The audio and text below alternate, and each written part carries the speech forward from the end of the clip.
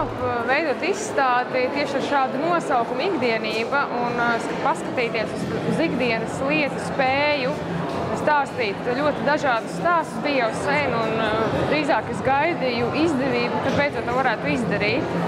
Un tā kā bija zināms, ka šeit būs mazajā zālē būs Pauļa izstāde, Pauļa liepas izstāde, un viņš vienmēr savos darbos atsaucās uz apkārt esošo gan priekšmetisko, gan virtuālo pasauli. Tad man bija skaidrs, ka līdz ar Pauli arī tai lielā zāles izstādē, kolekcijas izstādē ir jābūt saistītai ar ikdienas tēmām. Un, ņemot vērā to, ka tūlīt tiks paziņots jaunais Burvīšu balvas ieguvējs, tad tika pieņemts lēmums veidot šo kolekcijas izstādi iepriekšējiem balvas ieguvējiem. Un tad, skatoties uz viņa darbiem, kas ir mūsu salona kolekcijā, man bija pārsteigums, ka atklāja, ka viņiem visiem trijiem var atrast darbus, kuros uzrādās interesi par tādām ikdienas lietām, ikdienas situācijām vai rituāliem. Un, tādā veidā izstāde arī tapa.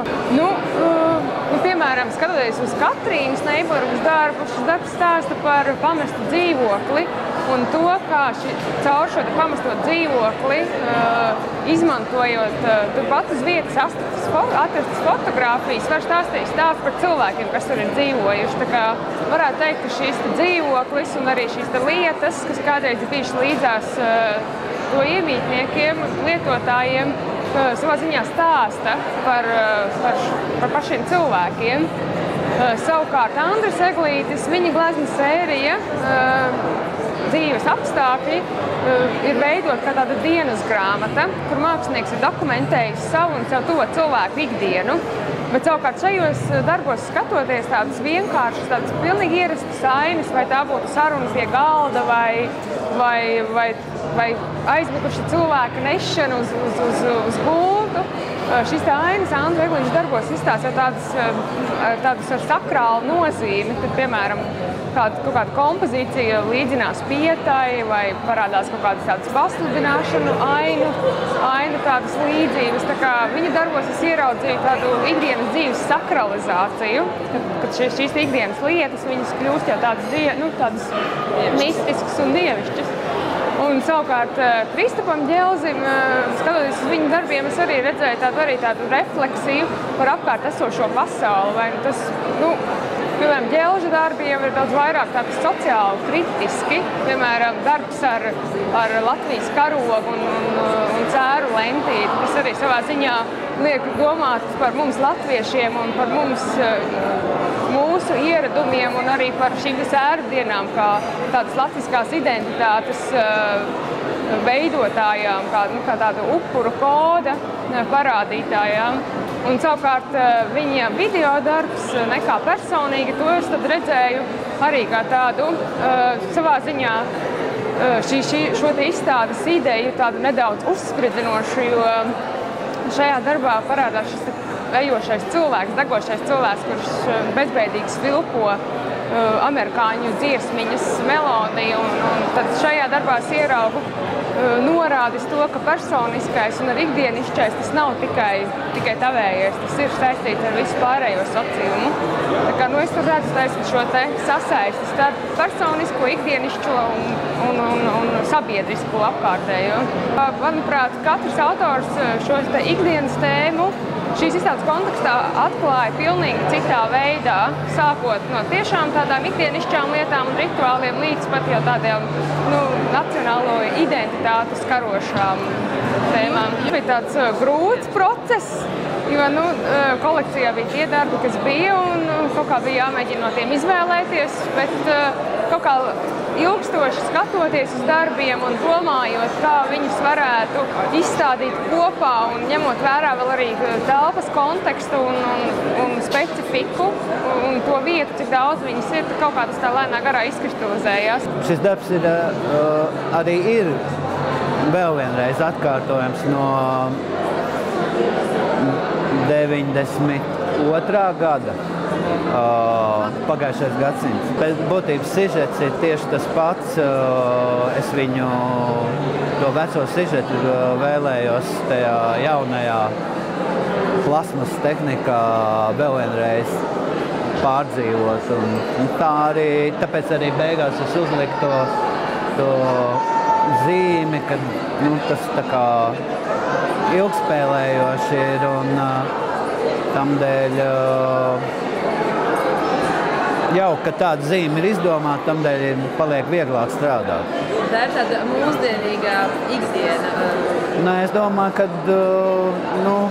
mūsdienas jau asociējas ar detaļām, iPhones, touchscreens un tādas lietas, vai ne, no tā nevajag izbēgt. Un es par to arī esmu domājis, kad glezniecība, kur ir ļoti plakana, viņai arī vajag kaut kādu atsvaidzinājumu ar dinamiku, ar tādu vēlēšanos pataustīt.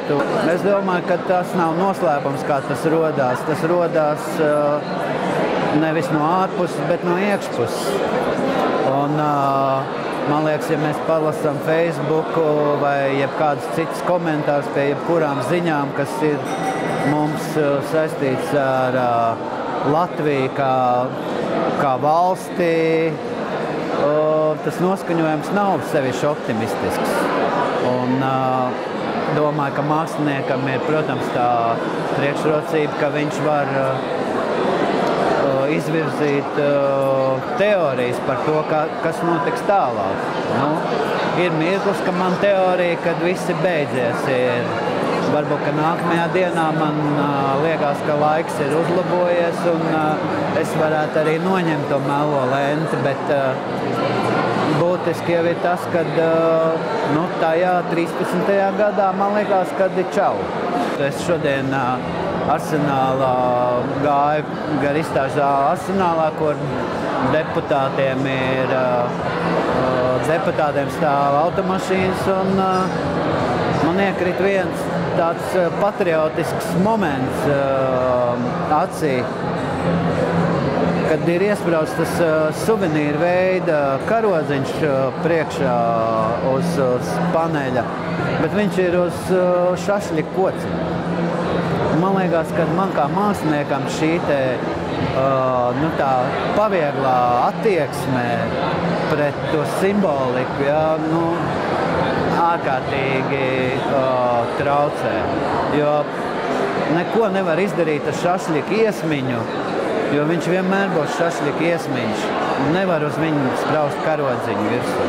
Tie nav kaut kādā ziņā rietumienā, kurš Latvijā, tāpat kā Nē, tā ir vienkārši ļoti zem līmeņa, merkantīla,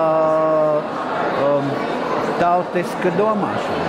Es domāju tajā ziņā, ka tas ražotājs, kas to izstrādājumu ir taisījis, nav padomājis par tām asociācijām, kādas var rasties no materiāla, no kā tas ir taisīts. Un tamdēļ arī tomēr runājot par valsti, mums ir vairāk minori toņi un neapmierinātība nekā tāds prieks. Un, protams, kad ir prieks, tad viņš noslauka visu šīs sīkums.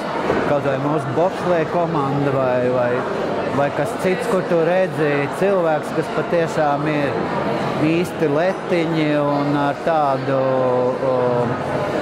attieksmi pret savu darbu, kādu vajadzētu būt pilnīgi visiem. Ne?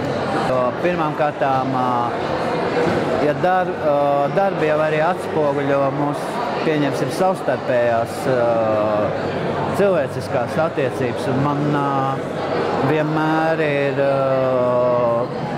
abi šie autori bijuši ļoti mīļi, un es viņus kā profesionālis ļoti, ļoti augstu vērtēju. Katrs savā ampluā. Man, teiksim, varbūt, ka es varu apstrīdēt dažus eksperimentālus tādus virzienus, ko viņi mēģina atrisināt, bet tas ir normāli, profesionāli, normāls stadijs. Ja? Un tas arī atspoguļo neizbēgami šādu savstarpēju cilvēcisku saskarsmi. Arī ļoti veiksmīgi darbojās, kad darbus izliek šo autoru, darbus izliek kopā. jo nav pretruna. Varbūt laiks, ja, pieņemsim, tur viens darbs ir 14 gadus atpakaļ taisīts, cits ir 5-6, bet būtībā jau uzdevums un tas mērķis, par ko profesionāli domāt, ir ļoti vienots, tikai paudzes izskatās savādāks, bet tā mentalitāte jau ir ļoti, tā dziļā pareizā mentalitāte jau ir ļoti vienāda visi. Purvīšu balvē, kas būs tagad, ļoti labi beidzot parādās šie te dīķa viļņi, kad jūs esat iemetuši akmeni. Nav jau runa par māksliniekiem. Ir runa par kopējo mākslas procesu kopumā mūsu valstī. Veiksminieks ir apbalvots ar to, ka viņam ir kaut kāda lielāka rocība uz tuvāko nākotni, bet pašas balvas būtība ir aktivizēt kopējo mākslas procesu. Un šogad mēs ļoti labi redzam, kad ir viļņošanās, neapmierinātība, veidojās alternatīvie apbalvojumi vai vērtējumi. Un tieši tas ir Purvīšu balvas nospelns, kad šie procesi sākās. Mēs sākam runāt par vērtībām, nevis par apdāvināšanu.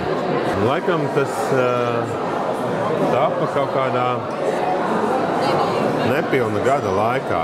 Jā. Tas bija tāds darba cikls, jā, ko es vienīgais parasti to darbu saista kaut kāda noteikta tematika un tā, un tad es biju domājis, ka uztaisīt vienu tādu darbu ciklu, kur nebūtu saistīta tematika, un kad katrs darbs būtu pats par sevi, un tas bija tāds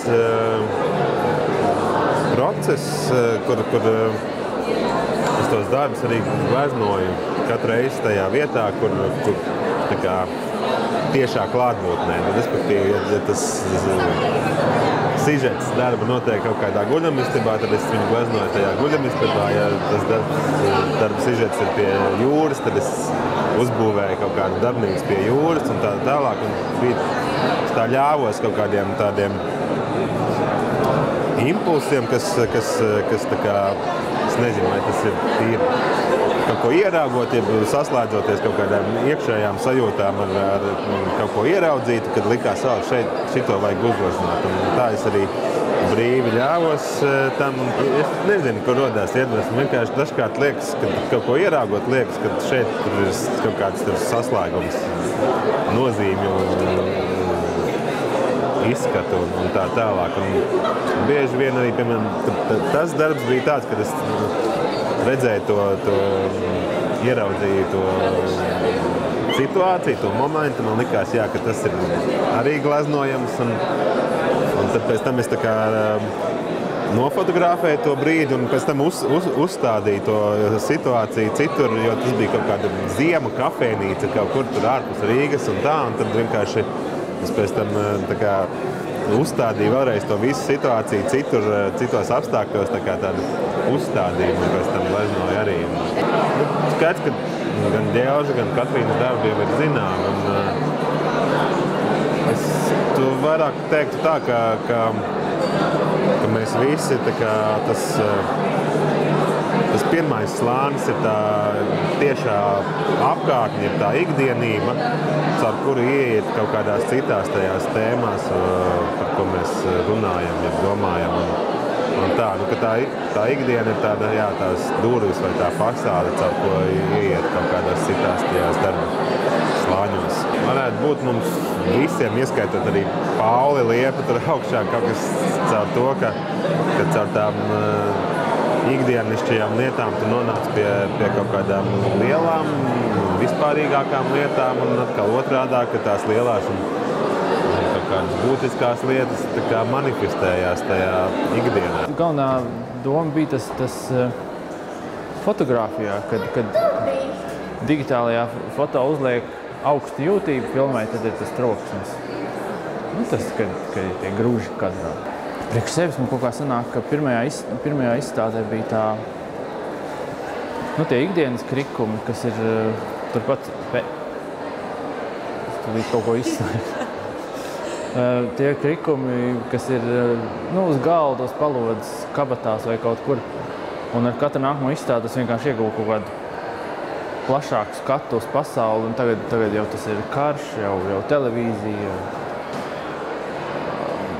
zvaigznes, simboli un tā tālāk.